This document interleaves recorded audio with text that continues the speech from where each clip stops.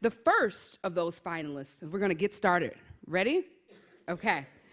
The first finalist presenting will be codeSpark Academy, which introduces children as young as age 4 to fundamental computer science and coding concepts. With fresh content added every month, kid coders constantly stretch the limits of their creativity and sharpen the skills they need for the brightest futures. CEO Grant Hosford will present the proposal for the Pasadena-based startup. We welcome Grant to the stage.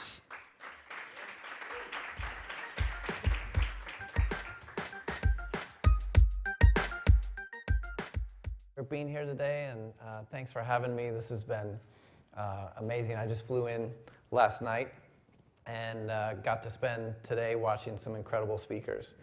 Since I only have 5 minutes, I'm going to jump in. So these are my two daughters. When my older daughter on the right, Naomi, was in first grade, she wanted to know how computers work. And so I started to look for something that I assumed existed, an ABCs of computer science that I could introduce her to. But I couldn't find anything. And then I quickly discovered that we really weren't teaching elementary school kids about computer science. And I started thinking about the fact that my daughters are going to graduate from high school in 2025 and 2026. And I can't really imagine a job that isn't going to be impacted by software. You know, the problem with computer science education today is that it's basically been the bastion of white men and to a certain degree Asian men. And women have largely been left out. In particular, women of color. And the way we plan to solve that is by attacking the pipeline problem at the earliest age possible. So, there we go. What we focus on in order to make the software as attractive as possible to girls is first we start with powerful girl characters. Our girl characters kick ass. They're not being rescued, right? They're ninjas and they're astronauts. We have a no words interface, and this is more about the age group that we're targeting, ages 4 to 10. It allows kids who speak any language, who don't know how to read yet, whatever their situation might be, they can play alongside their other mainstream peers. And then this is the most important thing for girls. We focus on creativity and making, right? When girls understand that computer science is about making cool stuff that they're excited about, they're much more interested in engaging with it. Here's a little example of how the game works. We start out with puzzles that teach basic concepts, and then we let the kids use those concepts to make their own video games, kind of Super Mario style video games. Last year, kids made 8.5 million games on our platform. We work with low-income kids all around the country. We start, of course, at home in LA, where we're based. In particular, we work with a local group called STEAM Coders that impacts about 2,400 kids in the LA area, all low-income kids of color.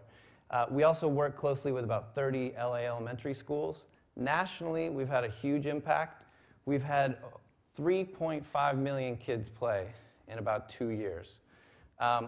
We've also had 20,000 teachers register for free access to our software, and our free curriculum has been downloaded over 150,000 times. No liquid fighting robots. This is a camp that we ran last summer. This is with low-income girls of color only, ages 6 to 10. And one thing that I really want to emphasize is that as much as we're educating these kids, we're doing two other really important things. We're building interest and confidence in something that they probably hadn't been exposed to before, right? And I think about when I was introduced to computer science when I was a kid, it was in the most boring way possible. I spent 8 weeks making my name go like this across the screen, right? And I thought, oh, this is lame. Computer science is not for me. But when kids get to make something that they care about, it changes the way they think about it. I've never been excited about anything as much as she's excited about learning how to code, right? And if we win this contest, the way we're going to use the $10,000 is to take this curriculum and approach we've developed to doing week-long camps for low-income girls, and we're going to expand that program nationally. We're already in discussions with groups like the Boys and Girls Club and Girl Scouts of America. We have a sustainable model. We allow public schools and libraries to use the software for free, but parents subscribe, and they can have up to 3 kids on one account. This is Team CodeSpark. You can tell we're a really diverse bunch. We love kids. We love to have fun. One thing that I'll say that's really important is everyone you see in that picture has been a teacher or a coach of kids in the age group that we work with. We partner with groups like Apple and Code.org. We're part of Apple's Code for All initiative, and we're actually being embedded in the curriculum that they are rolling out next week. Thank you. Please help us, achieve a massive increase in the funnel of kids who are being exposed to computer science around the country.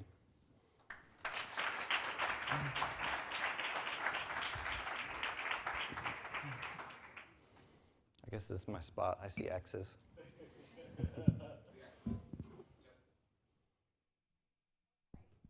So we are going to roll very quickly into the Q&A here. We've got 5 minutes from the judges. Hi, thanks for coming here today. It's an exciting project. I had a question about the revenue model. You started talking about parent subscriptions. Yep. Could you develop that a little bit further? Sure. And what your outreach plan is? Yeah, so we spent 2 years building content for the subscription plan. We launched the subscription model on October 1st of last year at the same time that we launched the free teacher dashboard where teachers register for free access. In 6 months, we've gone from 0 revenue to over $60,000 a month in revenue, and we're growing every month. The way we connect with parents is there's a variety of things. It's everything from App Store promotion to paid marketing now for the first time, to partnerships with groups like code.org. Did I answer the question? Yes, thank you. So by the nature of the conference, right, when you're working in schools, there is what they take home and how it transforms home, but how does it transform the school? So you talk about what is the integration of this work into program? Is it actually part of the curriculum? Is it after school? What's the sustainability around access? It's a great question. To be totally honest, in the US, it's pretty hodgepodgey, right? So the good news is the 60 biggest school districts in the country have now adopted computer science as a mandatory subject.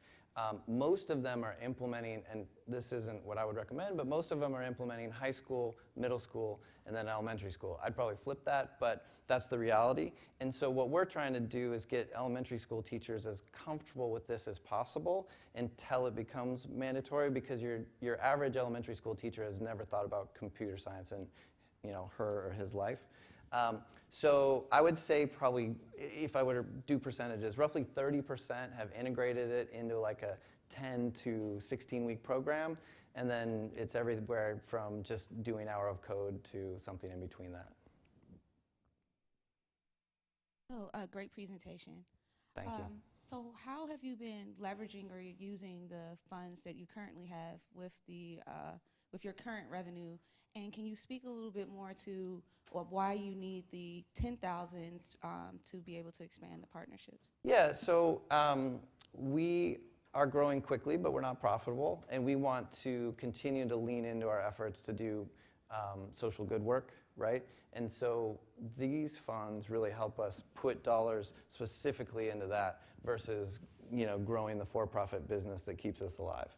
We actually have a pool of money that we won in a different contest that's been funding the camps to date, but we've almost used it. So, this is a deep part of our company mission, is to reach as many kids as possible with computer science education, and this will just help further that.